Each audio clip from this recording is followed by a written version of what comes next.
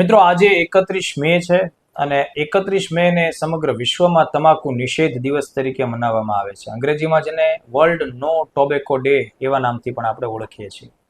1988ના વર્ષમાં આંતરરાષ્ટ્રીય સ્તર ઉપર વિશ્વ સ્વાસ્થ્ય સંગઠન દ્વારા આ દિવસ ઉજવવાની શરૂઆત કરવામાં આવી. એટલે પહેલી વખત 1988માં આ દિવસ ઉજવવામાં આવ્યો હતો. દોસ્તો, તમાકુ સેવનને લીધે સમગ્ર વિશ્વમાં દર વર્ષે લાખો લોકો મૃત્યુ પામી રહ્યા છે. સમગ્ર વિશ્વના હું જો આંકડાઓ રજૂ કરું તો WHO ના અહેવાલો મુજબ દર વર્ષે 80 લાખથી પણ વધારે લોકો તમાકુ સેવનને લીધે મૃત્યુ પામે. આપણા દેશ ભારતમાં પણ કરોડો લોકો તમાકુનું સેવન ધરાવે છે અને વ્યસન ધરાવે છે. દર વર્ષે આશરે 13.5 લાખથી પણ વધારે મૃત્યુ એવી છે કે જેની પાછળ તમાકુ જવાબદાર છે, જે ભારતની કુલ મૃત્યુમાં લગભગ 9% જેટલો ફાળો ધરાવે છે. આજના યુવાનો તરુણો તમાકુ તરફ આકર્ષિત થઈ રહ્યા છે.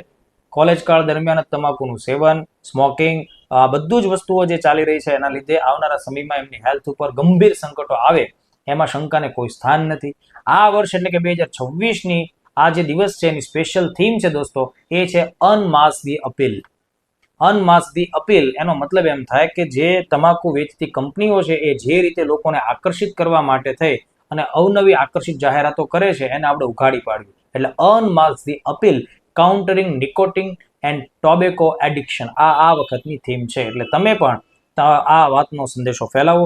જો તમાકુનું સેવન કરતા હો તો બંધ કરો, કારણ કે એનાથી તમને આર્થિક ફાયદો પણ થશે, સ્વાસ્થ્યનો ફાયદો પણ થશે. અને જો તમે બીમાર પડશો તો વિચાર કરો, તમારા કુટુંબ પરિવારના કેટલા બધા રૂપિયા ધોવાઈ જશે અને એ લોકોનો કેટલો બધો કિંમતી સમય તમારી સારવાર પાછળ જશે. તમાકુને વહેલી તકે ટાટા બાય બાય કહી દો, છોડી દો. Thank you.